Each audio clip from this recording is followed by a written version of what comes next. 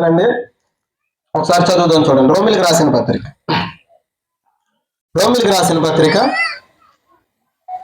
3వ అధ్యాయం. రోమిలికి రాసిన పత్రిక 3వ అధ్యాయం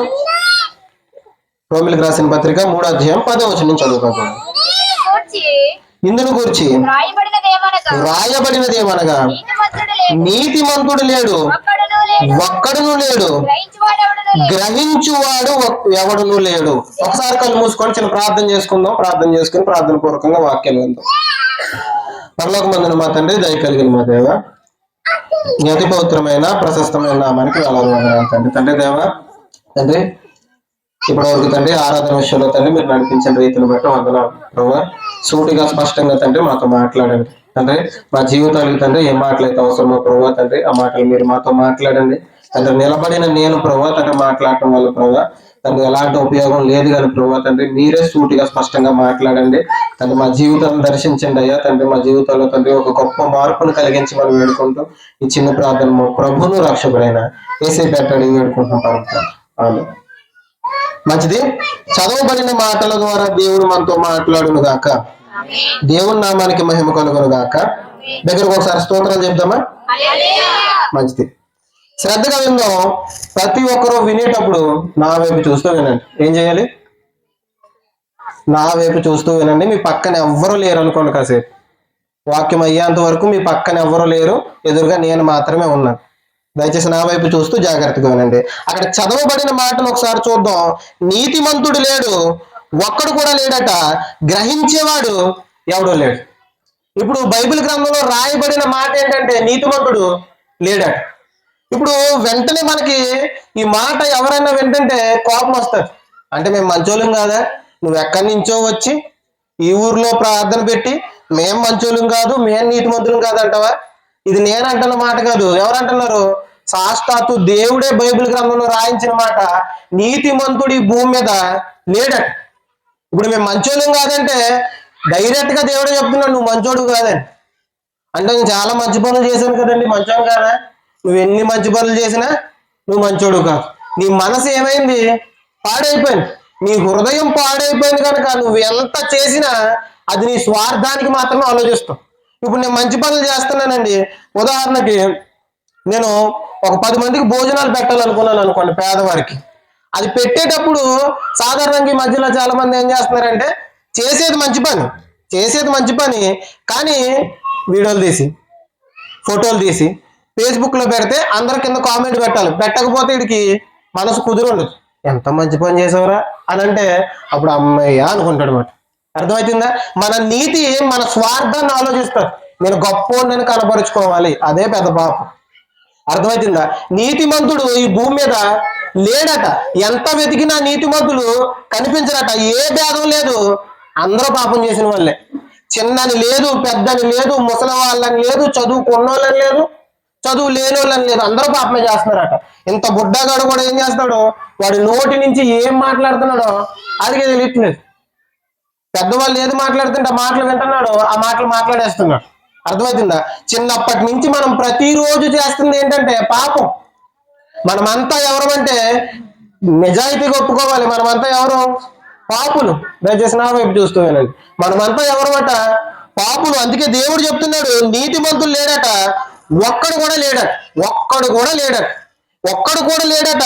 అందరూ చేస్తున్న పని ఏంటంటే 12వ వచనంలో చెప్తున్నారు చూడండి. అందరూ త్రోవ తప్పి ఏకముగా పనికి మాలిన వారయ్యారు. ఇప్పటి వరకు నీతిమంతులు కాదు, పాపులు అన్నాం. ఇప్పుడేమంటున్నావు? మేము పనికి మాలిన వాళ్ళని తిడుతున్నాం ఇక్కడ మీటింగ్ పెట్టి అని మీరు అనుకోవచ్చు. ఇది నేను అంటున్న మాట కాదు. మనమంతా ఎవరమాట? పనికి మాలిన వాళ్ళమని దేవుడే అంటున్నాడు. పనికి మాలిన వాళ్ళమంటే ఇది తిట్టు కాదు. పనికి మాలిన వాళ్ళంటే ఎందుకు పనికి రాకుండా పోతున్నారట, దేనికి పని చేయట్లేదట. మన జీవితాలు రోజు రోజుకి ఎలాగైపోతున్నాయి అంటే దుర్భరం అయిపోతున్నాయి. ఎందుకు అయిపోతున్నాయి అంటే అక్కడ రాయబడిన మాట అందరూ ఏం చేస్తున్నారట? త్రోవ తప్పిపోయారట. ఏం చేస్తున్నారు? త్రోవ తప్పిపోయి పనికి మాలిన వారు అయిపోయారట. చక్కని త్రోవలో నడిస్తే బాగానే ఉంటది. త్రోవ తప్పిపోయారు గనక ఏమైపోయారట? పనికి మాలిన వారైపోయారు. మనుషులు రోజు రోజుకి ఎలా తయారవుతున్నారంటే ఇంత ఉండట్లేదండి. మూతి మీద మీసం రావట్లేదు. 10th class దాటట్లేదు. ఏం చేస్తున్నారు, ఆడి కాయల మీద కాయలు ఎత్తుతాడు, బీరు దించకుండా తాగి ఫోటో తీసి స్టేటస్ పెడతాడు. అప్పట్లో సాధారణంగా మీరు ఆలోచించండి, మందు ఎక్కడ తాగేవారండి? ఊరికి దూరంగా ఎక్కడికి వెళ్ళిపోయి ఊరికి దూరంగా వెళ్ళిపోయి అక్కడ కూర్చుని తాగేసి ఏమీ తెలియనట్టు, పల్లెటూరులో అయితే కొన్ని జామాకులు తీసుకుని, అప్పుడు బబ్బులు కమ్ములు లేనప్పుడు ఏం చేసేవారు, కొన్ని జామాకులు తీసుకుని నోట్లో వేసుకుని ఇంటికాడ వాళ్ళకి తెలియకూడదని జాగ్రత్తగా ఏమీ తెలియనట్టు ఇది తాగేసి తెలిసిపోతుంది.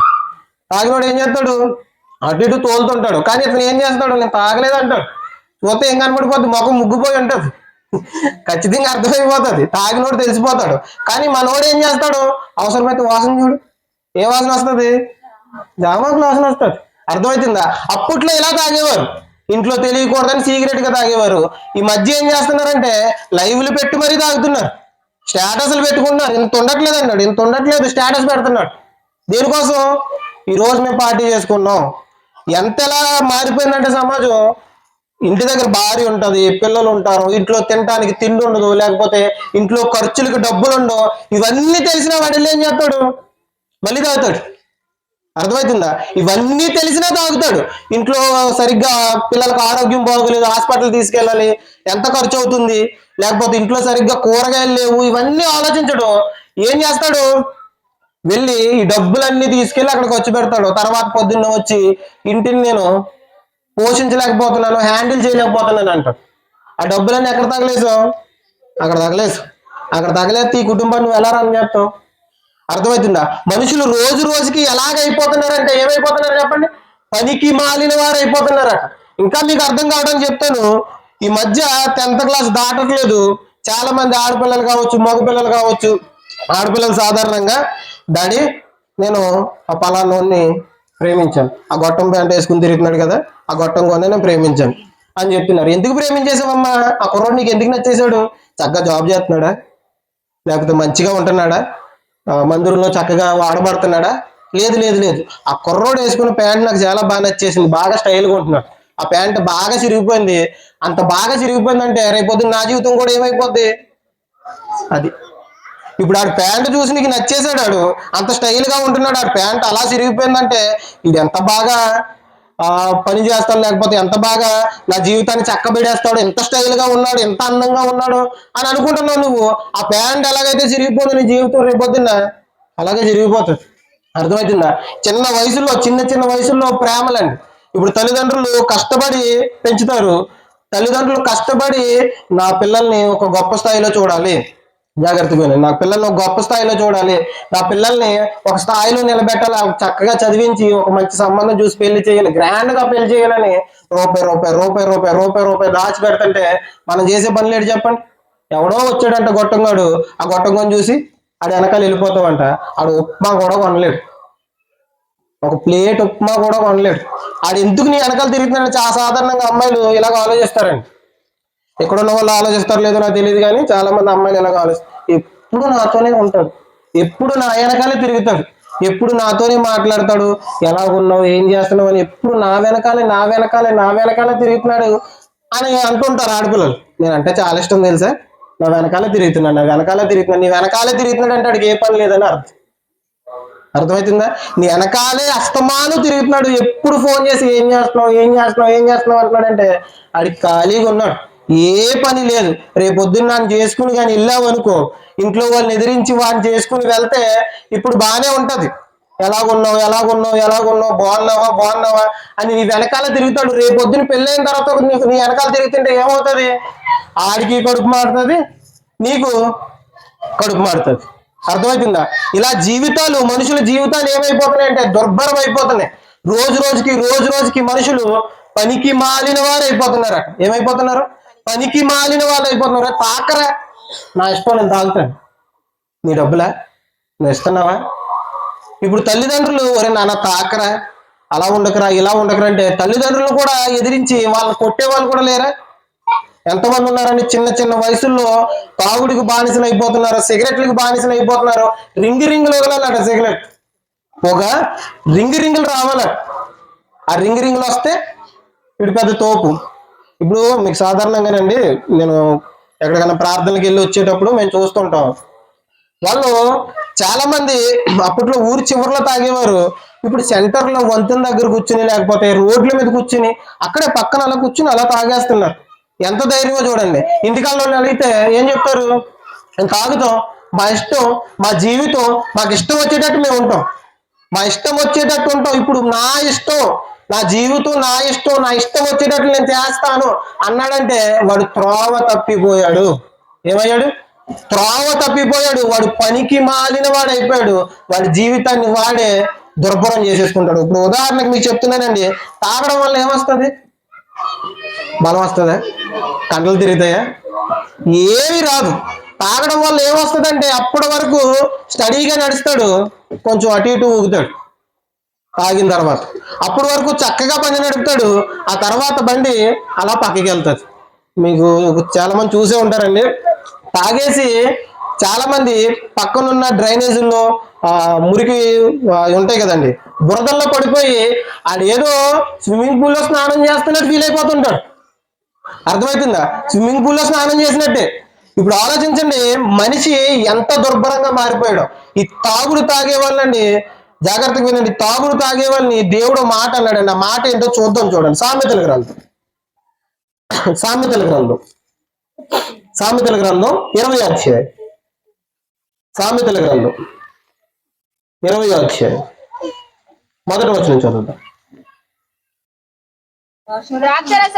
ద్రాక్షారసము వెక్కిరింతల పాలు చేయును, మద్యము అల్లరి పుట్టించును, దాని వశమైన వారందరూ జ్ఞానము లేని వారు. ఏం లేదట? సింపుల్ గా అర్థమయ్యే భాషలో చెప్పాలంటే బుర్ర లేనోళ్ళ. ఏం లేనోళ్ళు? బుర్ర లేనోళ్ళట. ఇప్పుడు తాగుడు తాగే వాళ్ళంట ఎవరయ్యా అంటే ఈ మాటలు వినబడుతున్న వాళ్ళంతా జాగ్రత్తగా రండి. దేవాది దేవుడు చెప్తున్నాడు మీకు బుర్రలు లేవని. బుర్ర లేనోడే తాగుతాడు. ఎవరు తాగుతాడట? జ్ఞానం లేనోడే తాగుతాడట. ఇప్పుడు తాగడం ఫ్యాషన్ అయిపోలేదా? నువ్వు తాగవా? ఇంత వయసు వచ్చింది నువ్వు తాగవా అంటే తాగడం ఏమనుకుంటున్నారు వీళ్ళు? హీరోయిజం. సినిమాల్లో కూడా చూడండి, ఈ మధ్య సినిమాల్లో పోస్టర్లో కనిపిస్తుంటున్నాయి, ఆడు మందుకాయ లేకపోతే సిగరెట్ లేకపోతే, చేతిలో కత్తి లేకపోతే ఆడు హీరో కాదు. హీరో అంటే ఏం చేయాలట? ఫుల్గా తాగాలట. హీరో అంటే ఏం చేయాలట? ఏం చేయాలి? ఎదుటివని చంపాలట. హీరో అంటే ఏం చేయాలంటే సిగరెట్ రింగులు వదలాలట. అతనే హీరో. ఇవన్నీ చూస్తున్నారు. మందు తాగడం ఏమైపోయిందట? హీరోయిజం అయిపోయింది. 2 కిడ్నీలు కొట్టేస్తే లివర్లు పాడైపోతే అప్పుడు హీరోయిజం ఏంటో బాగా అర్థమవుతుంది. అన్ని తినేసిన తర్వాత తీసుకెళ్లి కాకినాడ ధర్మ హాస్పిటల్లో పాడేశారు అనుకోండి, ఏరియా హాస్పిటల్, పెద్ద హాస్పిటల్లో పాడేశారు అనుకోండి, అప్పుడు పట్టుకెళ్ళి ఎవరు గ్లాస్ తాగండి, నీకు నమస్కారం, నేను తాగనంటే తాగను. ఎందుకు తాగను? నా జీవితం ఏంటో నాకు అర్థమైపోయింది. అక్కడ దాకా వెళ్ళిన తర్వాత, చావు అంచుల దాకా వెళ్ళిన తర్వాత కాదు, దేవాతి దేవుడు ఇప్పుడే చెప్తున్నాడు, అవన్నీ విడిచిపెట్టి సరైన త్రోవలోనికి రా. త్రోవ తప్పిపోయి మనం పనికి మాలిన వాళ్ళం అయిపోయాం. మన కుటుంబాల్లో నెమ్మది ఉందండి? నెమ్మది లేదు, విశ్రాంతి లేదు. రోజు ఒక గందరగోళ పరిస్థితి. నా భర్త ఎలా వస్తాడో ఇంటి దగ్గర ఆడవాళ్ళు కుదురుండదు. ఎలా వస్తాడు, కూలిపోయి వస్తాడో లేకపోతే అక్కడ పడిపోయాడు ఇక్కడ పడిపోయాడు అని. చాలా మంది అండి, మీకు ఒక చిన్న మాట చెప్తాను. మా చిన్నప్పుడు మా నాన్న విపరీతంగా తాగేవాడు. విపరీతంగా తాగుతుంటే చాలా మంది చెప్పేవారు, మీ నాన్న సెంటర్లో పడిపోయారు అనేసి. మీ నాన్న సెంటర్లో పడిపోయాడు అంటే వెళ్ళేవాళ్ళు, మా అన్నయ్య నేను చిన్నపిల్లలం కదా, లేపలేక కొంతమంది కుర్రోళ్ళు తీసుకుని వెళ్ళి మా నాన్న మూటలా పడిపోయేవాడు. అలా ఇసుక మూట ఎలా జారిపోతుండేవాడు. పట్టుకుని జాగ్రత్తగా పట్టుకొచ్చి ఇంటికాడ పెట్టేవాళ్ళు, నీళ్లు కొట్టేవాళ్ళు, వాటర్ తాగించేవాళ్ళు, ఇలాంటి పనులన్నీ చేసేవాళ్ళు. ఒకసారి ఆలోచించండి, అలా ఒక తండ్రిని ఒక పిల్లలు తీసుకురావడం ఎంత అవమానకరంగా ఉంటుందండి. ఊర్లో మన తండ్రి ఎక్కడో రోడ్డు పక్కన పడిపోయాడంటే ఎలా ఉంటది? దేవుని మహాకృప వల్ల మా తండ్రి గారు తాగుడు మానేశారు. ప్రస్తుతం చర్చకు వస్తున్నారు, బాప్తిసం తీసుకున్నారు, మంచిగా ఉంటున్నారు. అందుని బట్టి దేవునికి స్తోత్రం. ఇప్పుడు ఆలోచించండి, ఒక భర్త ఇంట్లో తాగుతుంటే లేకపోతే పిల్లలు ఇంట్లో తాగుతుంటే ఆ ఇంట్లో ఎంత గందరగోళ పరిస్థితి ఉంటుందో ఆలోచించండి. తల్లిదండ్రుల మాట వినకుండా పిల్లలు ఇష్టం వచ్చేటట్లు నేను ఆమె ప్రేమించాను ఏమి ప్రేమించానంటే కుటుంబంలో పరువు ఏమైపోవాలో ఆలోచించండి. అర్థమవుతుంది? మనుషులు ఇంత దారుణంగా ఎందుకు ఆలోచిస్తున్నారంటే ఏమైపోయారట? త్రోవ తప్పిపోయారట. మనుషులు రోజు రోజుకి ఇంత దారుణంగా ఎందుకు ఆలోచిస్తున్నారయ్యా అంటే త్రోవ తప్పిపోయారు.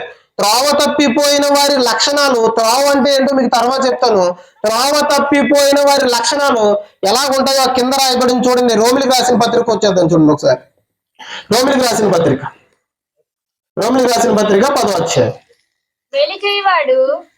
రోమిలికి రాసిన పత్రిక 10వ అధ్యాయం, క్షమించండి 3వ అధ్యాయం. రోమిలికి రాసిన పత్రిక 3వ అధ్యాయం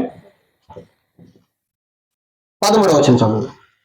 వారి గొంతుక తెరచిన సమాధి తమ నాలుకతో మోసము చేయుదురు. ఇది ఎవరి లక్షణాలట? త్రోవ తప్పిపోయిన వారి లక్షణాలు. ఎవరి లక్షణాలు? కొంచెం గట్టిగా చెప్పండి. త్రోవ తప్పిపోయిన వారి లక్షణాలు. త్రోవ అంటే ఏంటో మీకు తర్వాత చెప్తాను. త్రోవ తప్పిపోయిన వారి లక్షణాలు ఏంటంటే వారి గొంతుకు ఎలా ఉందట? తెరచిన సమాధట. తమ నాలుగులతో ఏం చేస్తారు? మోసం చేస్తారట. త్రోవ తప్పిపోయిన వారి మాట తీరు ఎలా ఉంటదంటే వారి మాట్లాడే మాట అంతా మోసం. ఎదుటి వారిని ఎలా మోసం చేద్దాం, వ్యాపారంలో ఎలా మోసం చేద్దాం, లేకపోతే ఒక దిక్కుని పని చేస్తుంటే అక్కడ ఎలా మోసం చేద్దాం, ఈ మోసాలు చేయడం అలవాటు చేసుకుంటారట మనుషులు. ఎప్పుడు అలవాటు చేసుకుంటారు? త్రోవ తప్పిపోతే. త్రోవ తప్పిపోయిన మనుషులు ఎలాగైపోతారో ఒకసారి ఆలోచిద్దాం. సరైన త్రోవలోకి ఎలా రావాలో కూడా ఆలోచిద్దాం. మనుషులు త్రోవ తప్పిపోతే వారి నాలుక తెరచిన సమాధి. ఏంటి? వారి గొంతుక స్మెల్ వస్తుంది, అంతే కదా. ఇప్పుడు త్రోవ పోయిన వారు గొంతుకు తెరిస్తే, అంటే నోరు తెరిస్తే ఎలాంటి మాటలు వస్తాయో వాళ్ళకే తెలియదట. సమాధి తెరిస్తే ఎంత స్మెల్ అయితే వస్తుందో, ఎంత దారుణంగా ఉంటుందో, ఈ త్రోవ తప్పిపోయిన వారు నోరు తెరిచి ఒక మాట మాట్లాడుతుంటే, లేకపోతే ఎవరితోనైనా చిన్న సంభాషణ జరిగిస్తుంటే వారి మాటలు ఎలా ఉంటాయో వినలేమాట. కొంతమంది మాటలు చూడండి, నేను సాధారణంగా గమనిస్తానండి. బాగా ప్రార్థన చేసిన వాళ్ళు బాగా బూతులు తిడతారు, అవునా కదా? మీరు కూడా గమనించి ఉంటారు. బాగా చర్చిలో ప్రార్థన చేసే వాళ్ళు ఇంటికి వచ్చి బాగా బూతులు తిడతారు. ఇంటి దగ్గర ఇంతే, చర్చి దగ్గర ఏమో ఇంత భక్తి పరులు ఎవరో లేరమ్మా అనుకుంటాం. ఇంటికి వచ్చి ఏం చేస్తారు? వారి గొంతుకి ఏంటట? తెరచిన సమాధి. ఆ మాటలు వినలేమండి. ఆ మాటలు చెవులు మూసుకోవాలి అనిపిస్తారు. అర్థమవుతుందా? అలాంటి మాటలు మాట్లాడుతుంటారు. చర్చిలో మాత్రం గంభీరంగా దేవదూతల ముసుగేసుకుని ప్రార్థన మాత్రం యెషయా గ్రంథం 6వ అధ్యాయంలో దేవదూతలు ఆరాధన చేస్తాయి కదా. ఆరాధన చేస్తుంటే పరలోకంలో గడప కమ్ముల పునాదులు ఎలాగ అదిరిపోతాయో అలాగ అదిరిపోతే ప్రార్థన చేస్తుంటే, ఇంటికి వచ్చాక ఏమవుతుంది? పక్కింటి వాళ్ళు అందరూ అదిరిపోతుంటారు ఇప్పుడు మాటలకి. అక్కడ సన్నిధిలో ఏం జరుగుతుంది? దేవదూతలు ఆరాధన చేస్తున్నప్పుడు గడప కమ్ముల పునాదులు ఎలాగైతే అదిరిపోయి అంత గంభీరంగా ప్రార్థన చేస్తారో, ఇంటికి వచ్చిన తర్వాత ఒక్కరు కూడా మాట వినలేరు. ఆ మాటలు వినలేమని. అంతలా మనుషులు ఎందుకు మారిపోతున్నారంటే మందిరానికి వెళ్తున్నారు కానీ ఏం చేస్తున్నారట? త్రోవ తప్పిపోయారట. సరైన త్రోవలో లేరు గనక వారి గొంతుకు ఎలా ఉందట? తెరచిన సమాధి నాలుకలతో మోసాలు చేస్తారట. ఇక్కడ మాటలు అక్కడ చెప్పారట, అక్కడ మాటలు ఇక్కడ చెప్తారట. కుదురుకున్న కుటుంబంలో ఎక్కడ లేని గొడవలన్నీ పెట్టేదాకా వాళ్ళు ఊరుకోరట. వారి నాలుక తెరచిన సమాధి. ఆ తర్వాత మాట చూద్దాం చూడండి. వారి పెదవుల క్రింద సర్ప విషం ఉన్నది, వారి నోటి నిండా శపించుటయు పగయు ఉన్నవి. వారి నోటి నిండా ఏమున్నదట? శపించుడు ఉన్నదట. శపిస్తారట. ఏం చేస్తారు? ఎదుటి వారు బాగుపడితే చూడలేని కొన్ని కళ్ళు ఉంటాయి తెలుసా? కుటుంబం పచ్చగా ఉంటే కొంతమంది చూడలేరు. ఇద్దరు భార్య భర్తలు అన్యోన్యంగా ఉంటే కొన్ని చూడలేని పసరకొళ్ళు ఉంటాయి. వాళ్ళు అర్జెంటుగా వాళ్ళ మధ్యలో ఏదో గొడవడేయాలి. వాళ్ళిద్దరూ మ్యాచింగ్ డ్రెస్ వేసుకుని తిరిగినా, లేకపోతే చక్కగా కలిసిమెలిసి ఉన్న అర్జెంటుగా వాళ్ళ మధ్యలో గొడవడేయాలి. ఏం చేస్తారు వీళ్ళు? నీకు విషయం తెలుసా? నువ్వు పుట్టింటికి వెళ్ళావు కదా, మీ ఆయన అప్పుడు ఫోన్ తీసుకుని ఎవరితోనూ తెగ మాట్లాడేసి ఒకసారి ఫోన్ తీసి చెక్ చేయి అంటే అప్పుడు మొదలవుతుందండి గొడవ. కుదురుగా ఉన్న వాళ్ళు ఈ కుటుంబంలో ఎక్కలేని గొడవలన్నీ పెడతారు. అనుమానం అనుమానం అనుమానం అనుమానం కాస్త కుటుంబాలు విడిపోయిన కుటుంబాలు ఉన్నాయి తెలుసా? కుదురుగా ఉండలేరండి. గుంట నక్కలు అంటారు వీళ్ళు. ఏమంటారు? నేను కాదంటే బైబిల్లోనే పరమగీతాల గ్రంథంలో రాయబడి ఉంటుంది. గుంట నక్కలు అంటారంటే ఇక్కడ మాటలు అక్కడ చెప్తారట, అక్కడ మాటలు ఇక్కడ చెప్తారట. ఈ మాటలన్నీ పట్టుకుని వెళ్ళి ఒక పచ్చని కాపురాన్ని పాడు చేసేస్తారు. పాడు చేసేసి అప్పుడు వీళ్ళకి నెమ్మదిగా ఉంటుందట. అప్పుడు దాకా వీళ్ళు కలిసి ఉన్నంత వరకు వీళ్ళకి కుదురు ఉండదు. ఎప్పుడైతే వాళ్ళని ఎడగొడేసామో అమ్మయ్య అనుకుంటారు. అర్థమవుతుందా? అలాంటి జీవితాలు ఉన్నాయంటే ఉన్నాయి. అలాంటి నాలుకలతో మోసాలు చేసే వాళ్ళు ఉన్నారంటే ఉన్నారు. వాళ్ళంతా ఎందుకు ఇలా మాట్లాడుతున్నారు, ఎందుకు ఇలా చేస్తున్నారంటే ఏం చేశారట? త్రోవ తప్పిపోయారట. త్రోవ తప్పిపోయారు గనకే ఇలాంటి పనులు చేస్తున్నారు. తర్వాత మాట చూద్దాం, చూడండి కొంచెం త్వరగా. 15వ వచనం. రక్తము చిందించుటకు రక్తము చిందించుటకు వారి పాదములు పరిగెత్తుచున్నవి, నాశనమును కష్టమును వారి మార్గముల్లో ఉన్నవి, శాంతి మార్గము వారెరుగరు. జాగ్రత్తగా విన్నాం. ఈ త్రోవ తప్పిపోయిన వారి లక్షణాలు ఎలా ఉంటాయంటే, జాగ్రత్తగా వినండి, రక్తము చిందించాలని వారి పాదాలు పరిగెత్తుతాయట. ఏంటట? త్రోవ తప్పిపోయిన వారి లక్షణాలు. త్రోవ తప్పిపోయిన వారి లక్షణాలు ఎలా ఉంటాయంటే, రక్తము చిందించాలని వారి పాదాలు ఏం చేస్తాయట? పరిగెత్తుతాయట. ఎవరన్నా చిన్న మాట అంటే వాడి మీద కర్ర వేసుకుని వెళ్ళిపోతున్నాడంటే ఏంటి అర్థం? త్రోవ తప్పిపోయాడు. ఈ మధ్య చూడండి, అప్పట్లో ఏమన్నా గొడవ అయితే పెద్దలు ఆపుతుంటే ఆగేవారు. ఆపిన పెద్దలు ఓడేస్తారు. ఎందుకురా బాబు వెళ్ళకూడదు అని మధ్యలో కనుక్కుంటారు. అర్థమవుతుందా? ఇప్పుడు ఏదన్నా చిన్న కోపం వచ్చినా, పగ వచ్చినా వెంటనే ఏం చెందాలట? రక్తం చెందాలట. ఈ మధ్యలో నేరాలు ఎలా జరుగుతున్నాయి అంటే విచిత్రంగా, మనుషులు ఎంత దారుణంగా అయిపోయారో చెప్పడానికి మీకు ఎగ్జాంపుల్ చెప్తాను.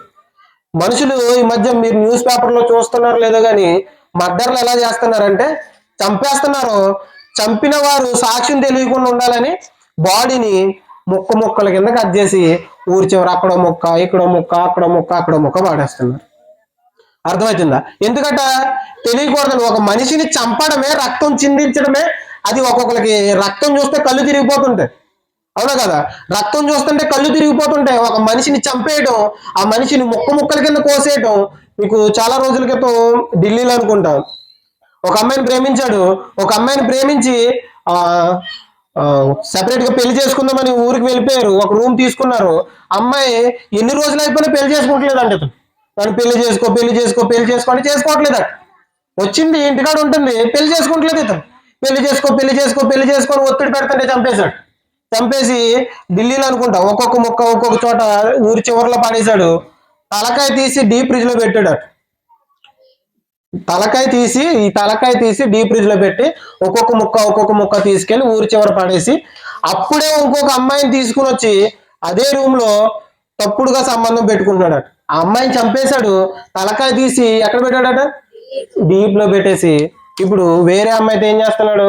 తప్పుడు సంబంధం పెట్టుకుంటున్నాడు. ఇలాంటి బంధాలు ఉన్నాయి. మనుషులు ఎంత దారుణంగా అయిపోతున్నారు. ఎందుకు మనుషులు ఎంత దారుణంగా అయిపోతున్నారంటే ఏం తప్పిపోయారు? కొంచెం గట్టిగా చెప్పండి. త్రోవ తప్పిపోయారు. త్రోవ తప్పిపోయిన మనుషులు ఇంత దారుణంగా అయిపోతారు. రక్తం చిందించాలని అనుకుంటారు. రక్తం చిందించకుండా ఒక గొడవ అవుతుంటే రక్తం చిందకుండా గొడవలో సెటిల్ అవ్వట్లేదండి. అర్జెంటుగా వాళ్ళు కొట్టేయాలి, వాళ్ళు చంపేయాలి, ఏదో ఒకటి చేసేయాలి. ఇంత దారుణంగా మనుషులు అయిపోయారు. ఇంత దారుణంగా మనుషులు అయిపోవడానికి కారణం ఏంటంటే కొంచెం గట్టిగా చెప్పండి. త్రోవ తప్పిపోయి ఏమైపోయారట? పనికి మాలిన వారు అయిపోయారట. ఈ పనికి మాలిన వాళ్ళు చేసే పనులన్నీ పనికి మాలిన పనులే. ఇప్పుడు అసలు ఆ త్రోవ అంటే ఏంటో చూద్దాం. చూడండి, ఇప్పుడు సాధారణంగా ఆలోచించండి. మనం వెళ్ళే ఈ త్రోవని, దారికి కొన్ని పర్యాయ పదాలు చెప్తాం. త్రోవ అంటే మార్గం, లేకపోతే దారి. ఇప్పుడు మార్గం, నేనే మార్గం, నేనే సత్యం, నేనే జీవం అన్నది ఎవరు? యేసయ్య. ఇప్పుడు ఆ త్రోవ అంటే ఏంటనుకున్నారు? మార్గం. ఇప్పుడు ఆ త్రోవ అన్న పదం దగ్గర త్రోవ తీసేసి ఏం పెట్టండి ఒకసారి? మార్గం అని పెట్టండి. మార్గం తప్పి ఏమైపోతున్నారంట? అందరూ పనికి మాలిన వారైపోతున్నారట. ఆ మార్గం ఎవరట? యేసయ్య. ఆ యేసయ్యను వదిలేసి ఎప్పుడైతే నువ్వు పరిగెడతావో ఇంత దారుణంగా అయిపోతావు. యేసయ్యను వదిలేసి, ఆ మార్గమై ఉన్న యేసయ్యను వదిలేసి ఆ దేవాతి దేవుని పక్కన పెట్టి నువ్వు ఎప్పుడైతే నీ సొంత ఆలోచన ప్రకారం వెళ్తావో మనుషుల జీవితాలు ఎంత దుర్భరంగా అయిపోతాయి. కుటుంబాల్లో కుదురుండదు, కుటుంబాల్లో నెమ్మది ఉండదు. ఎప్పుడైతే నీ ఆలోచనలో ఆ మార్గమై ఉన్న యేసయ్య చూపించిన మార్గంలో వెళ్లకుండా ఇష్టానుసారంగా ప్రవర్తిస్తున్నావో మన జీవితాలు ఏమైపోతాయి అంటే రోజు రోజుకి ఎంత దుర్భరం అయిపోతాయి. నెమ్మది ఉండదు, కుదురుండదు. తాగినంతసేపు బాగుంటది, తాగిన తర్వాత ఏమవుతుంది? ఆరోగ్యాలు పాడవుతాయి. సిగరెట్ కాల్చినంతసేపు బాగానే ఉంటది, హాస్పిటల్కి వెళ్ళిన తర్వాత అర్థమవుతుంది. ఇప్పుడు ఒకరిని ప్రేమించి వాళ్ళు కూడా వెళ్ళిపోయిన కొన్ని రోజుల దాకా బాగానే ఉంటది. తర్వాత ఏమవుతుంది, ఫోన్ చేసి అమ్మా నన్ను బాగా హింస పెడేస్తున్నాడు వచ్చేనా అంట. వాళ్ళు 4 తిట్లు తిట్టి ముందే చెప్పాం కదా వచ్చే, బయటికి గంటలేరండి తల్లిదండ్రులు వచ్చే అని చెప్తారు. ఇప్పుడు అక్కడికి వెళ్ళిన తర్వాత బాధపడటం కంటే ముందే ఆలోచించడం మంచిది కదా. త్రోవ తప్పిపోయిన వారు ఇంత దుర్భరంగా అయిపోతారు. కాబట్టి మనమంతా త్రోవలో ఉండాలి. ఆ త్రోవ ఏంటంటే ఆ మార్గమై ఉన్న యేసయ్య ఆయన చెప్పిన మాటల ప్రకారం నడవాలి.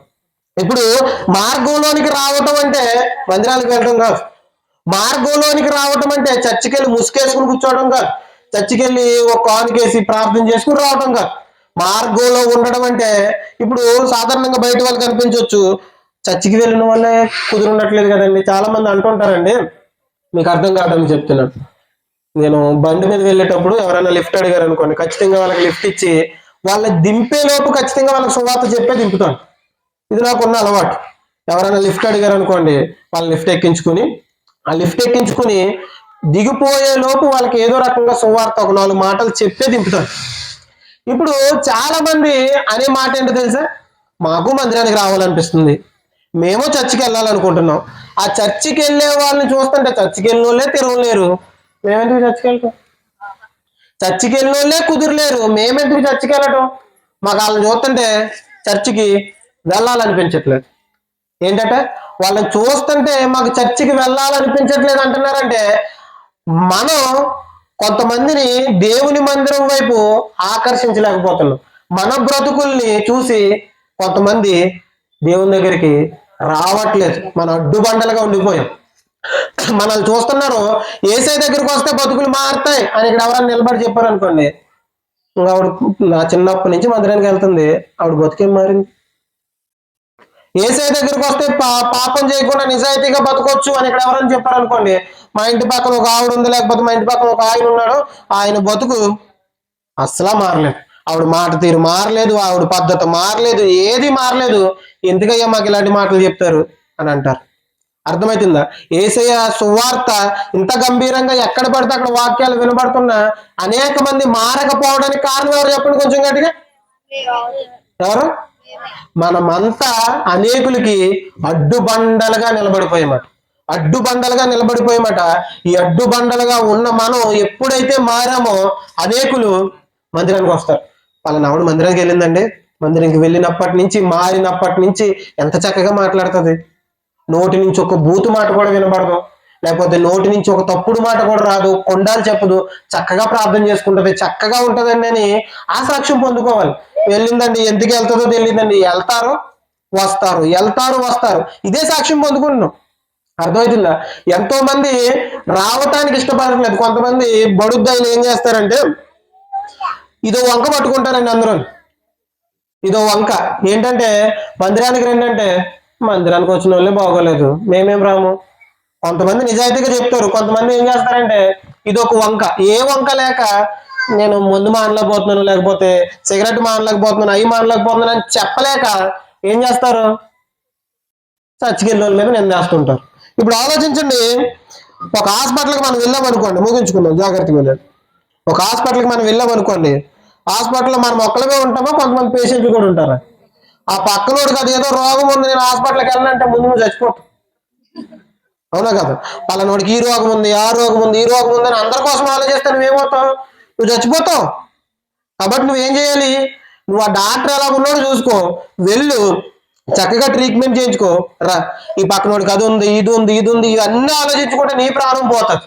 అర్థమవుతుందా? పక్కన వాళ్ళు వీళ్ళు బాగలేదు, వాళ్ళు బాగలేదు అని వాళ్ళ నీళ్ళ మీద నిందలేసుకుంటూ కూర్చుంటున్నది తప్ప నీ జీవితాన్ని సరి చేసుకోవాలన్న ఆలోచన నీకు లేదు. జీవితాలు ఎందుకింత దుర్భరంగా మారిపోతున్నాయి, రోజు రోజుకి మనుషులు ఎందుకింత దుర్భరంగా మారిపోతున్నారంటే ఆ మార్గమై ఉన్న యేసయ్య దగ్గరికి రావట్లేదు. వచ్చినా కానీ ఆయన మాటల ప్రకారం బ్రతికే ప్రయత్నం చేయట్లేదు. మీకు ప్రారంభంలో ఒక మాట చదువుకున్నాం, నీతిమంతులు లేడు, ఒక్కడు కూడా లేడట. కొంచెం గట్టిగా చెప్పండి, నీతిమంతులు ఉన్నారు ఎవరన్నా? కొంచెం గట్టిగా చెప్పండి. ఎంతమంది బాప్తీసం తీసుకున్నారు ఇక్కడ? బాప్తీసం తీసుకున్నారు. ఇప్పుడు మీకు మాట చూపిస్తాను, నీతిమంతులు ఉన్నారు ఈ భూమి మీద ఎవరన్నా? కొంచెం గట్టిగా చెప్పండి. మీకు మాట చూపిస్తాను చూడండి. రోమిలికి రాసిన పత్రిక, అదే రోమిలికి రాసిన పత్రికలో 2వ అధ్యాయం, క్షమించండి 3వ అధ్యాయం 22వ వచనం, 22, 23, 24 చదువుదాం. అది యేసుక్రీస్తు నందలి విశ్వాస మూలమైనదే నమ్ము వారందరికీ కలుగు దేవుని నీతి అయి ఉన్నది. ఒక్కసారి ఆలోచిద్దాం. నమ్ము వారందరికీ ఏం కలుగుతుందట? దేవుని నీతి. ఆలోచిద్దాం. నమ్ము వారందరికీ ఏం కలుగుతుంది? దేవుని నీతి. తర్వాత మాట చదువుతుంది చూడండి. ఏ భేదము లేదు, అందరూ పాపము చేసి దేవుడు అనుగ్రహించు మహిమను పొందలేకపోతున్నారు. కాబట్టి నమ్మువారు ఆయన కృప చేతనే క్రీస్తు యేసునందలి విమోచనము ద్వారా ఉచితముగా నీతిమంతులని తీర్చబడుతున్నారు. జాగ్రత్తగా ఆలోచిద్దాం. నమ్ము వారందరూ ఆయన కృప చేత ఏమవుతున్నారట? ఉచితముగా నీతిమంతులు అవుతున్నారట. ఆయన కృప చేత విడిపించబడడం ద్వారా ఏమవుతున్నా? నీతిమంతుడు లేడు, ఒక్కడు కూడా లేడు. ఇది బైబిల్ స్టేట్మెంట్. ఆ దేవాతి దేవుడు నీతిమంతుడు లేడు, ఒక్కడు లేడని దేవాతి దేవుడు గ్రహించి, ఆ నీతిమంతుడైన దేవాతి దేవుడు యేసుక్రీస్తు వారి లోకానికి వచ్చి మన కోసం ప్రాణం పెట్టి ఆయన రక్తంలో కడగబడిన మనల్ని ఏం చేస్తున్నారట? నీతిమంతులుగా మారుస్తున్నారట. ఆ మాట చదువుదాం చూడండి, మరొకసారి చూద్దాం. మరొకసారి మీకు అర్థం కాలేనట్టుంది. 24వ వచనం.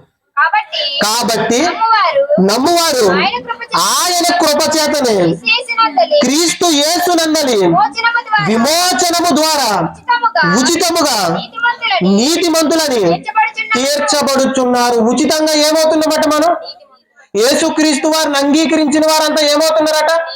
కొంచెం గట్టిగా చెప్పండి. ఇప్పుడు మనమంతా యేసుక్రీస్తు వారిని అంగీకరించారని ఇందాక బాప్తిసం తీసుకోమని చేతులు పైకెత్తారు. ఇప్పుడు మనమంతా ఏమయ్యాం? రావట్లేదా? మనమంతా ఎవరు? కొంచెం గట్టిగా చెప్పండి గట్టిగా. మనమంతా ఎవరు?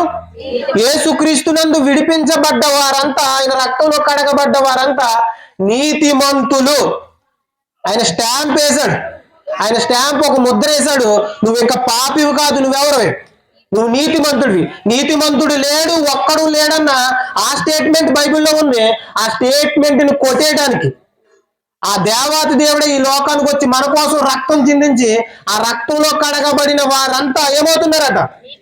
నీతిమంతులు అవుతున్నారట. ఇప్పుడు మనమంతా ఎవరు? ఇప్పుడు నీతిమంతులు ఏం చేయాలి చెప్పండి? నీతిమంతులు నీతి కార్యాలు చేయాలి. మంచోడు ఏ పని చేస్తాడు?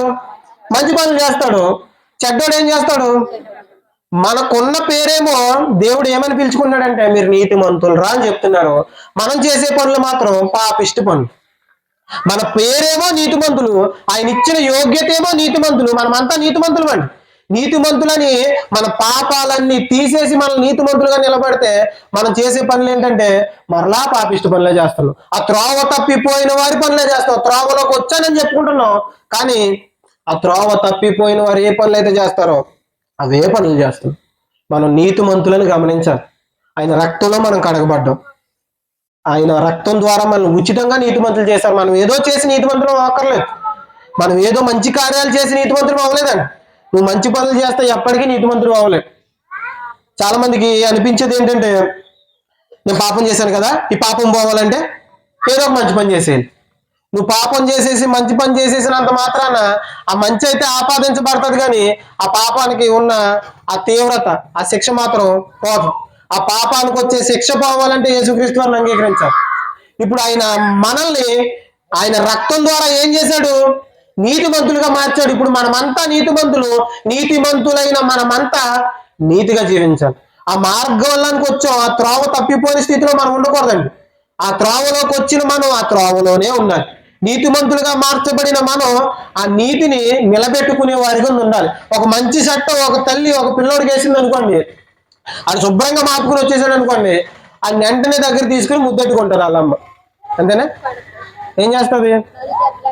దగ్గర తీసుకున్నా బాగా వైట్ షర్ట్ అంతా బాగా మాపేసుకుని వచ్చాం, రేపొద్దు నుంచి ఇంకో వైట్ షర్ట్ వేస్తాను, ఆ వైట్ షర్ట్ కూడా శుభ్రంగా మురికి చేసుకుని వచ్చి సార్ డ్రైనేజ్ నేను తొలేసి వచ్చానన్న అని అంటదా? ఎంత మాత్రం అన్ను.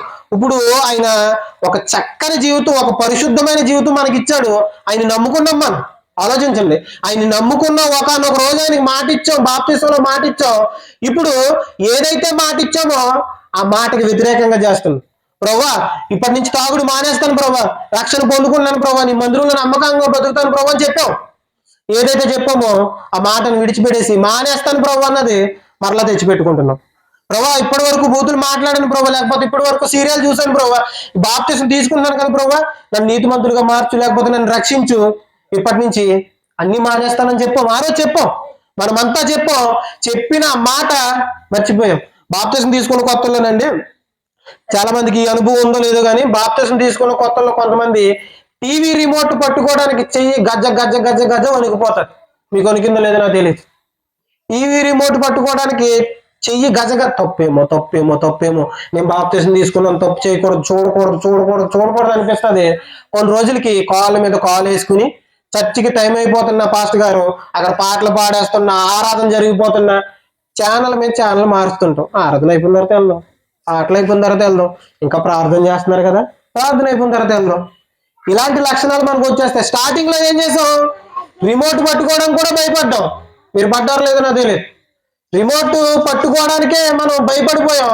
ఇప్పుడు ఛానల్ మీద ఛానల్ మార్చేస్తున్నాం. మనం నీతిమంతులు అన్న సంగతి మర్చిపోయాం, మనం రక్షించబడ్డామన్న సంగతి మర్చిపోయాం, మనం బాప్తిసం తీసుకున్నామన్న సంగతి మర్చిపోయాం. ఎంతమంది గుర్తుందండి మేము బాప్తిసం తీసుకున్నామని? చెయ్యి లేపినప్పుడు గుర్తుంటది. మీరు ఎవరైనా బాప్తిసం తీసుకున్నారంటే చెయ్యి లేపినప్పుడు నేను కూడా తీసుకున్నాను కదా అని అనిపిస్తుంది. లోన్ నుంచి మన అంతరాత్మ అనిపిస్తుంది, నువ్వు కూడా బాప్తిసం తీసుకున్నారా చెయ్యత్తరా అంటే అప్పుడు ఎత్తుతాం. అర్థమవుతుందా? ఎప్పుడు గుర్తుండదో తెలుసా మనం బాప్తిసం తీసుకున్నట్టే? చాలా మంది ఆలోచించండి, ప్రభురాత్రి భోజనం అక్కడ తీసుకుంటారు, ప్రభు బల తీసుకున్నారు, నెమ్మదిగా మాట్లాడండి, నెమ్మదిగా కొట్టండి. ప్రభు బల తీసుకుంటారు, ప్రభు బల తీసుకుని వచ్చిన అదే నోటితో ఏం చేస్తారు? ఇప్పుడు ఆలోచించండి, ఆయన శరీరాన్ని ఆయన రక్తాన్ని మనం తీసుకుంటున్న అదే నోటితో ఏం చేస్తున్నాం? తప్పుడు మాటలు మాట్లాడుతున్నాం. ఏ చేత్తో అయితే తీసుకుంటున్నావో అదే చేత్తో ఏం చేస్తున్నావు? తప్పుడు పనులు చేస్తున్నాం. ఆలోచించండి, ఆయన రక్తం అంటే విలువ లేదు, ఆయన మనల్ని విడిపించిన ఆ విమోచన అంటే మనకు విలువ లేదు. మనం మర్చిపోతున్నాం. వాళ్ళ మారలేదు, వీళ్ళ మారలేదు, వాళ్ళ సన్నిధికి రావట్లేదు, ఆ భర్త మారలేదు, వాళ్ళు మారలేదు అంటున్నాం. ముందు ఎవరు మారలేదు చెప్పండి? మనం మారలేదు. మనం మారితే అందరూ మారుతారు. నా భర్త తాగేస్తున్నాడండి తాగేస్తున్నాడు అని అన్నావు, నువ్వు ఛానల్ మీద ఛానల్ మార్చేస్తున్నావు. అర్థమవుతుందా? మీ ఆయన కాయల మీద కాయలు వేసేస్తున్నాడు, నువ్వు ఛానల్ మీద ఛానల్ మార్చేస్తున్నావు. మీ ఆయన బయట గొడవలు పెట్టుకుంటుంటే నువ్వు పక్కింటి వాళ్ళతో గొడవలు పెట్టుకుంటున్నావు. వాళ్ళు చేసేదే నువ్వు చేస్తున్నావు. మనం మారితే అంతా సెటిల్ అవుతుంది. ఒక కుటుంబంలో ఒక స్త్రీ మారింది అనుకోండి, ఆ కుటుంబాన్ని కట్టుకుంటుంది. గుణవతి అనే స్త్రీ ఒక ఇంట్లో ఉంటే ఆ కుటుంబాన్ని అంతా చక్కగా కడతదండి. భర్తను మార్చుకుంటది, పిల్లలు మార్చుకుంటది, చక్కగా ఆ మందిరానికి నడిపిస్తుంది, చక్కగా కుటుంబాన్ని చక్క పెట్టుకుంటది. ఇప్పుడు మన జీవితాలే సరిగ్గా లేకపోతే మన కుటుంబాన్ని మనం ఏం చక్క పెడతాం? మన జీవితాలే దుర్భరంగా ఉంటే, మనమే త్రోవ తప్పిపోయిన వారిలా ఉంటే మనం ఏం చేయగలం చెప్పండి? మనం ఎంత మాత్రం ఇలా ఉండడానికి వీల్లేదు. ఆ దేవాతి దేవుడు చెప్తున్నాడు, ఈరోజు మనం నీతిమంతులుగా ఆయన తీర్చిదిద్దాడు. మనం పాపులమండి, మనం కష్టపడి నీతిమంతులు అవ్వలేదు, ఉచితంగా ఆయన రక్తాన్ని చిందించి మన నీతిమంతులుగా మార్చారు. లెంట డేస్ జరుగుతున్నాయి కనుక ఒక మాట చెప్తాను, ముగించుకుందాం అంటారు కానీ ముగించట్లేదు అనుకోకండి. ఇప్పుడు యేసుక్రీస్తు వారిని కొరడాలతో విపరీతంగా కొట్టారండి. ఆయన మనల్ని విడిపించిన విమోచన ఆలోచిద్దాం. యేసుక్రీస్తు వారిని ఎన్ని దెబ్బలు కొట్టారు కొరడాలతో? 39. ఒకడు తక్కువ 40 దెబ్బలు. ఇప్పుడు ఆ రోజు ఆ కొరడాలు ఎలా ఉంటాయో మీకు ఒకసారి ఫ్యాషన్ ఆఫ్ ది క్రైస్ట్ అని ఒక మూవీ ఉంటుంది. ఎంతమంది చూసారు? యేసుక్రీస్తు వారి సినిమా అంటే సినిమా అనుకోకండి, యేసుక్రీస్తు వారి ఇంగ్లీష్ మూవీ అది ఒకసారి చూడటానికి ప్రయత్నించండి. యూట్యూబ్లో సీరియల్ అవి చూస్తాం అనేసి ఒకసారి ఫ్యాషన్ ఆఫ్ ది క్రైస్ట్ అని ఆ మూవీ చూడండి. ఇప్పుడు ఆ రోజుల్లో రోమియోలు వాడుతున్న కొరడాలు ఎలా ఉంటాయి తెలుసా?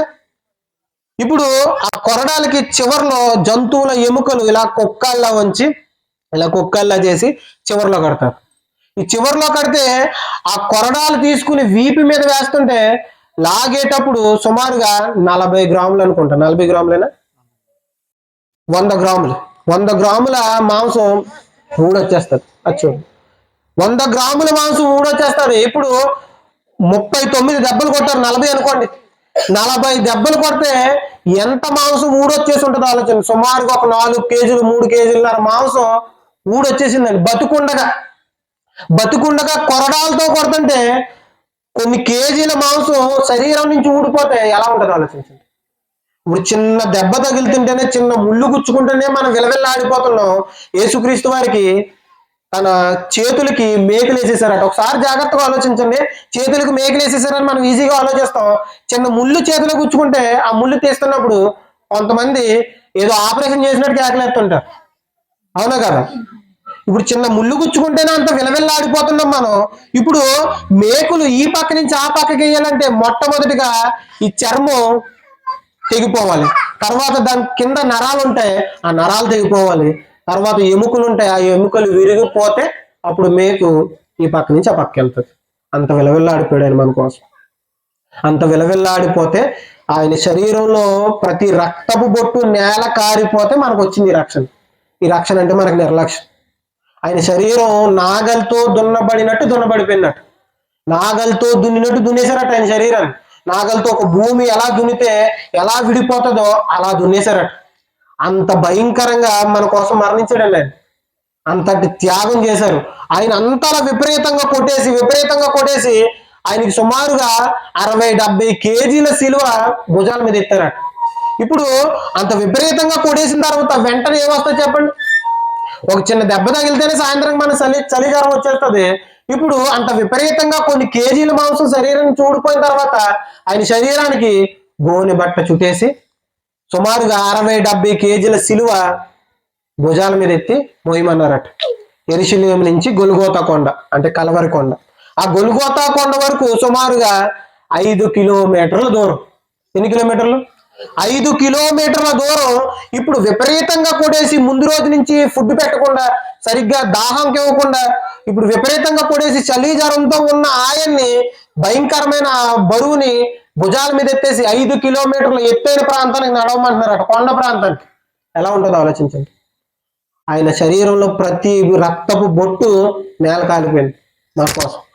మనం చేసిన తప్పులకి ఆయన విలవిల్లాడిపోయి మనందరికీ గొప్ప రక్షణ ఇచ్చాడు. ఆ రక్షణ మనం ఏం చేస్తాం చెప్పండి? అందుకే బైబిల్ గ్రంథంలో ఇలా రాయబడి ఉంటది, ఇంత గొప్ప రక్షణ నువ్వు నిర్లక్ష్యం చేస్తే నిన్ను ఎవడు కాపాడతాడు? కాపాడిన దేవుడు, రక్షించిన దేవుడినే మర్చిపోయావు. ఆయన ఇచ్చిన శరీరాన్ని, రక్తాన్ని తీసుకుని కూడా ఇంటికెళ్ళి ఎలా పెడతానో బతుకుతున్నావు. నీతిమంతుడి కింద మారిన తర్వాత కూడా పాపం చేస్తున్నావు. నిన్ను ఎవరు కాపాడతారు? కాపాడిన దేవుణ్ణే నువ్వు వెంబడిస్తున్నాను అంటున్నావు, ముసుకేస్తున్నావు, ప్రార్థన చేస్తున్నావు, అన్ని చేసినా గానీ నీలో నీతి కనిపించట్లేదు. ఆయన శరీరం అంటే విలువ లేదు. ఆ రొట్టె ద్రాక్ష రసం తీసుకున్నప్పుడు ఎలా పడతాలో తీసుకుంటారు కొంతమంది, ఎలా పడితే అలా తీసేసుకుంటారు. అప్పుడు అలా తీసుకుంటారు కొంతమంది. ఇక్కడ జరుగుతుందో లేదో నాకు తెలియదు, కానీ నేను మొత్తం అందరినీ కలిపి చెప్తున్నాను, ఎక్కడో లేదా నేస్తున్నాను అనుకోకండి. ఇప్పుడు రొట్టె ద్రాక్ష రసం తీసుకున్నప్పుడు ద్రాక్ష రసంలో కొంచెం వాటర్ ఏమైనా ఎక్కువ కలిసింది అనుకోండి, ద్రాక్ష రసం ఈ నెల కొంచెం చప్పగా ఉంది. ఇప్పుడు నీకు ఏం అర్థం కావాలి? ద్రాక్ష రసం తీసుకున్నప్పుడు ఏం అర్థం కావాలి? రొట్టె కొంచెం గట్టిగా చేసేసారు, నోళ్ళ పోతుంది అంటారు కొంతమంది. అర్థమవుతుందా? ద్రాక్ష రసం తీసుకుంటున్నప్పుడు, రొట్టె తీసుకుంటున్నప్పుడు నీకు రావాల్సింది ఏంటో తెలుసా? ద్రాక్ష రసం కాదు, నీకోసం కార్చబడిన ఆయన రక్తం, నీకోసం నాగలిలా దున్నబడిన ఆయన శరీరం. అది ఆయన శరీరాన్ని, ఆయన రక్తాన్ని జ్ఞాపకం చేసుకోవటం మానేసి నీకేం గుర్తొస్తుందంటే నీళ్ళు ఎక్కువ కలిపేశారు, చప్పకుందే, గట్టుకున్నట్టున్నాను. అర్థమవుతుందా? ఇంత గొప్ప రక్షణని మనం ఏం చేస్తున్నాం చెప్పండి? నిర్లక్ష్యం చేయకూడదండి. ఆయన ఎలా బ్రతికాడో అలా బ్రతకమని మనకి చెప్పాడు. చివరికి ఒక మాట చూద్దాం, చూడండి, ముగించుకుందాం. చివరి మాట పేతురు గారు రాసిన మొదటి పత్రిక, మాట్లాడకండి. పేతురు గారు రాసిన మొదటి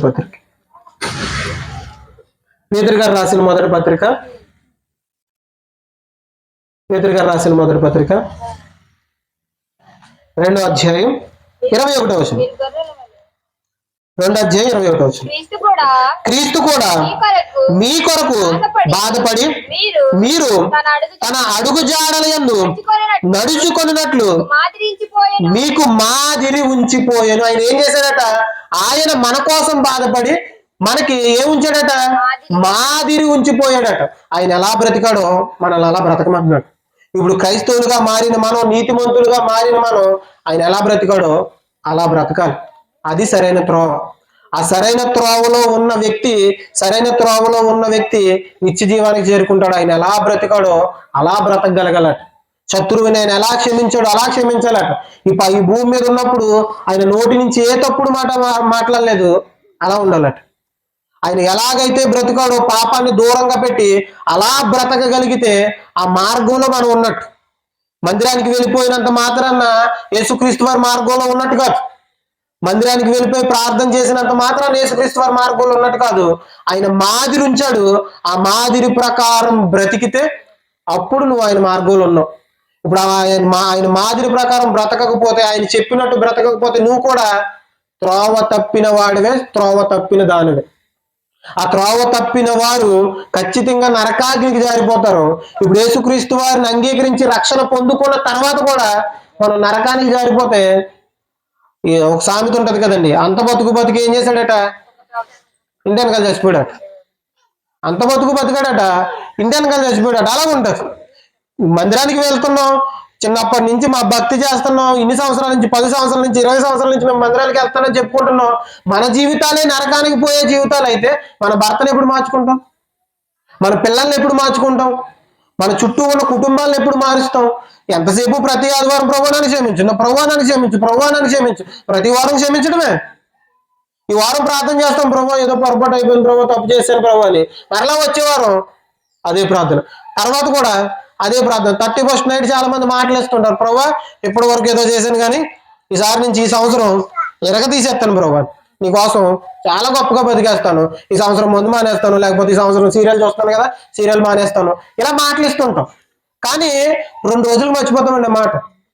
ఆ రోజు కన్నీరు కాచేసి ఆరాధనలో ఎంతో ఏదో నిజంగా మారిపోయినట్టే మనం మాటలు చెప్తుంటాం. కానీ మనకు ఆ వాగ్దానం కార్డు మీద వాగ్దానం చూసుకుంటాం తప్ప మారాలన్న ఆసక్తి ఉండదు. ఈ వాగ్దానం ఎప్పుడు నెరవేరుతుంది, నువ్వు కుదురుంటే నెరవేరుతుంది. ఆ వాగ్దానం ఎప్పుడు నెరవేరుతుంది? వాగ్దానం తీసుకున్నంత మాత్రం నెరవేరిపోదు. ఆ వాగ్దానానికి తగ్గట్టు నువ్వు బ్రతికితే నెరవేరుతుంది. ప్రతి వాగ్దానానికి కొన్ని రూల్స్ ఉంటాయి. ఆ రూల్స్ ప్రకారం బ్రతికితే వాగ్దానం నెరవేరుతుంది. పాస్టర్ గారు వాగ్దానం ఇచ్చారని నెరవేరలేదంటే నెరవేరదండి. తీసుకున్న మనం ఆ వాగ్దానానికి తగ్గట్టు బ్రతకాలి. అర్థమవుతుందా? మనల్ని ఆయన నీతిమంతులుగా మార్చాడు. ఆ నీతిమంతులు మార్చిన ఆ నీతిని మనం నిలబెట్టుకోవాలి. ఇంత గొప్ప రక్షణ ఇచ్చాడైనా ఆ గొప్ప రక్షణని మనం నిర్లక్ష్యం చేసుకునే వారిగా ఎంత మాత్రం ఉండకూడదు. ఒకసారి మోకాలేండి, మోకరించగలిగిన వారంతా మోకరించండి, ప్రార్థన చేసుకుందాం. మోకరించలేని వారు దయచేసి నిలబడండి. ఇప్పటి వరకు దేవుడు సూటిగా మనతో మాట్లాడాడు. ఆ మాటలను బట్టి ఒకసారి మాట్లాడిన ఈ మాటల్లో మీకు ఏమైనా నేను నిజంగానే తప్పు చేశాను, దేవునికి వ్యతిరేకంగా బతుకుతున్నాను అని ఒకవేళ అనిపిస్తే మోకరించండి, మనస్ఫూర్తిగా ప్రార్థన చేయండి. దయచేసి పక్కన వాళ్ళ కోసం ఆలోచించకండి. మనస్ఫూర్తిగా ప్రార్థన చేయండి. కళ్ళు మూసుకుందాం, ప్రార్థన చేసుకుందాం. ప్రార్థన చేద్దాం. 1 నిమిషం పాటు ప్రతి ఒక్కరు మనస్ఫూర్తిగా ప్రార్థన చేయండి.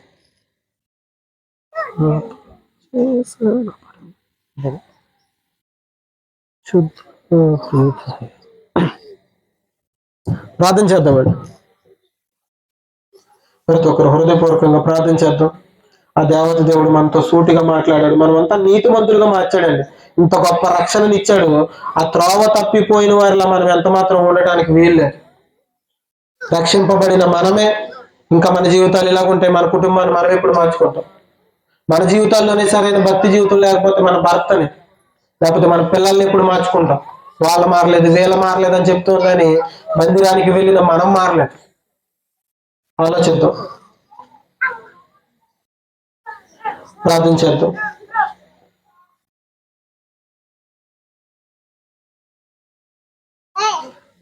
హృదయపూర్వకంగా ప్రార్థన చేద్దాం. పాపము చేశాను, దోషినయున్నాను, పాపము చేశాను, దోషినయున్నాను, తెలిసి ఉన్నది నా అతిక్రమమే, తెలిసి ఉన్నది నా పాపములే, తెలిసి ఉన్నవి నా అతిక్రమమే, తెలిసి ఉన్నవి నా పాపములే, నీ సన్నిధిలో నా పాపములే ఒప్పుకొందునయ్యా, నీ సన్నిధిలో నా పాపములే ఒప్పుకొందునయ్యా, శుద్ధ హృదయం కలుగ చేయము. అందరూ పాడు. శుద్ధ హృదయం కలుగ చేయము, శుద్ధ హృదయం కలుగ చేయము, శుద్ధ హృదయం కలుగ చేయము. ప్రార్థన చేద్దామా? ప్రభా, నాలో శుద్ధ హృదయం కలిగించండి ప్రభా. అవును ప్రభా, బాప్తిసం పొందుకున్నప్పటికీ, మందిరానికి వెళ్తున్నప్పటికీ ప్రభా, ఇంకా ప్రభా నా జీవితంలో మార్పు కనిపించట్లేదు ప్రభా. ప్రార్థన చేద్దాం, నోరు తెరిచి ప్రార్థన చేద్దాం. మన కుటుంబాల కోసం ప్రార్థన చేద్దాం. ఇంకా తాగుడికి కావచ్చు, రకరకాల వ్యసనాలకు కావచ్చు, బానిసలైపోయి ఉంటున్న వారి కోసం ప్రార్థన చేద్దాం. మన జీవితాల కోసం మనం ప్రార్థన చేద్దాం. మన జీవితాలు సరి చేసుకుందాం. రేపమ్మా పోయేసేయమ్మా ఈ లోకానికి రాబోతున్న రెండో రాకల్లో ఆయన వచ్చేసరికి మనం సిద్ధపడి ఉండాలి. ఆ సిద్ధపడిన కన్యకల్లా ఆయన కోసం ఎదురు చూసేవారిలాగా ఉండాలి. ఎన్ని సంవత్సరాల నుంచి వాక్యం విన్నప్పటికీ, ఎన్ని సంవత్సరాల నుంచి మందిరాలకి వెళ్తున్నప్పటికీ మనలో మార్పు లేకపోతే అది వ్యర్థం అండి. మనలోనే మార్పు లేకపోతే మన కుటుంబాన్ని ఎక్కడ మారుస్తాం, మన భర్తను ఎక్కడ మారుస్తాం, మన చుట్టుపక్కల వారిని ఎక్కడ మారుస్తామండి? ఆలోచించండి. ప్రార్థన చేద్దాం. మన పాపాలు ఆయన సన్నిధిలో ఒప్పుకుందాం. మన కుటుంబాన్ని మార్చుకోవడానికి సిద్ధపడదాం. మన కాలనీని మార్చుకోవడానికి సిద్ధపడదాం. ఎంతో మంది పాప బంధకాల్లో ఇంకా ఉండిపోయారు. చిన్న చిన్న వయసుల్లోనే త్రాగుడికి బానిసలు అయిపోయి ఉంటున్నారు. ఆరోగ్యాలు పాడైపోతున్నాయి అని తెలిసినా పట్టించుకోకుండా విపరీతంగా తాగుతున్న వారు ఉన్నారు. వారందరినీ మార్చాల్సిన బాధ్యత దేవుడు మన భుజాల మీద పెడితే, మనమే ఇంకా మారకుండా, మనమే ఇంకా పాపంలో బతికితే వాళ్ళెవరని మార్చేది? ప్రార్థన చేద్దాం. ఆయన సన్నిధిలో మన పాపాలు ఒప్పుకుందాం, మనం మారదాం, అనేకుల్ని మార్చడానికి సిద్ధపడదాం. ప్రార్థన చేసుకుందాం. పరలోకమందున మా తండ్రి, దయ కలిగిన మా దేవ, అతి పవిత్రమైన ప్రశస్తమైన నామానికి వేలాది వందనాలు తండ్రి. తండ్రి దేవ ప్రభా, ఇప్పటి వరకు తండ్రి సూటిగా స్పష్టంగా మాతో మాట్లాడిన విధానాన్ని బట్టి వందనాలు ప్రభా. అవును ప్రభా, త్రోవ తప్పిపోయిన వారి ప్రభా జీవితాలు ఎంత దుర్భరంగా అయిపోతాయో, ఎంత దారుణంగా తండ్రి ఈ లోక వ్యసనాలకు తండ్రి, ఈ లోక వ్యసనాల్లో మునిగిపోతారో తండ్రి. కొన్ని విషయాలు మాతో మాట్లాడిన విధానాన్ని బట్టి వందనాలు ప్రభా.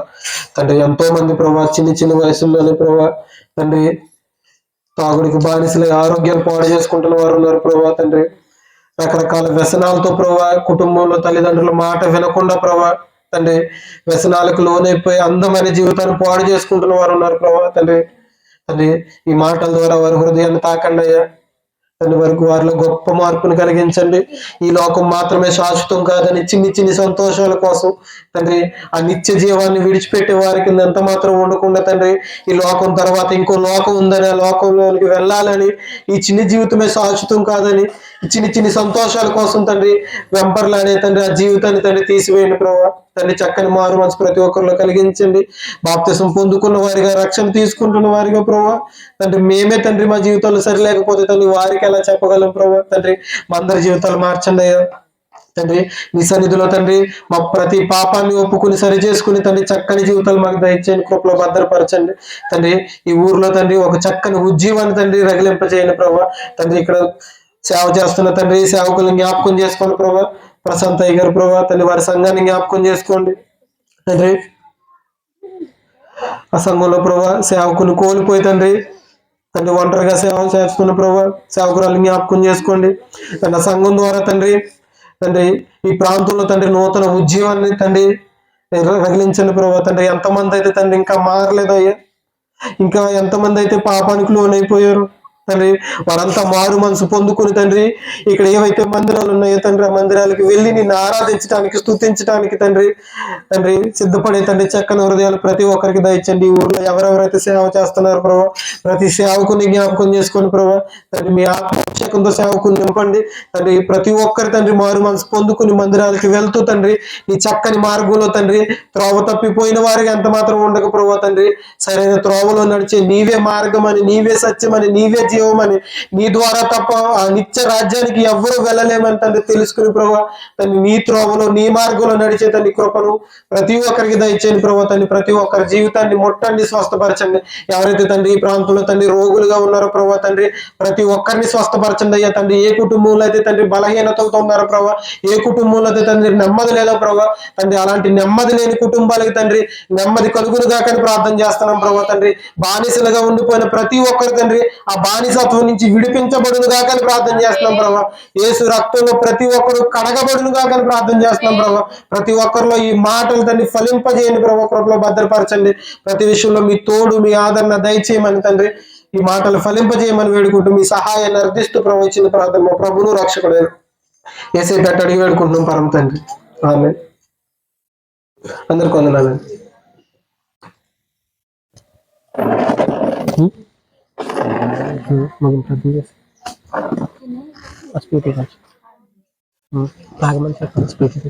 అమ్మ ఎవరు వెళ్ళొద్దు. స్నాక్స్ ఒక చిన్న ప్రార్థన ముగింపు ప్రార్థన చేసుకుని తర్వాత స్నాక్స్